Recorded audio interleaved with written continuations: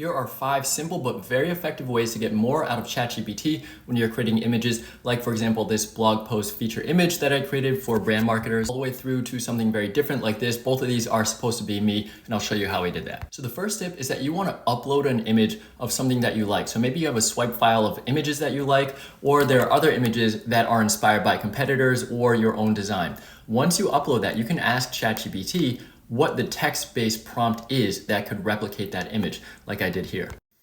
And what ChatGPT gave me is this prompt: a photorealistic AI-generated avatar, a woman with red hair, blue eyes, and so on. So I literally just copied that prompt. I made a few changes, like for example, to make it more so focus on LinkedIn and include a marketing dashboard. But this is the output that it gave me, which is very similar to the image that I uploaded that I wanted to replicate. The second tip is that you can actually combine images. Like for example here, I took a selfie of myself, said swap myself in instead of this woman.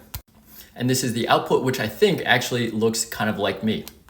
The third tip is don't use text in the images if you don't have to. Like for example here, you'll see that it says logo. And you can see in this image, the first attempt at creating this blog post feature image says B2B SaaS CEQs. Obviously it should be B2B SaaS CEOs. Complete guide. So try not to include text and prompt the AI to not include text if you don't have to. The fourth tip is that you can actually click in on the image and make specific changes to the image as opposed to replicating the whole image from scratch. So once I clicked in, you can click edit and then select different parts of the image that you want to change. So for example, here I used my finger, edited it. You can do the same on your laptop or desktop. And then you can just say what the change should be. So for example, it could be make the line red instead of blue.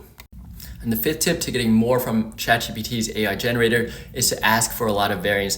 This is especially helpful if you are running paid ads and need a lot of different creative. So I simply said, make another completely different variant that's more eye-catching. So I didn't really give a lot of specificity into what the style should be, but I just wanted something completely different, and this is the output. Of course, it could be better if I gave specific ideas, or going back to an earlier point, if I uploaded an image, an example of what I wanted to replicate and then recreate in that style.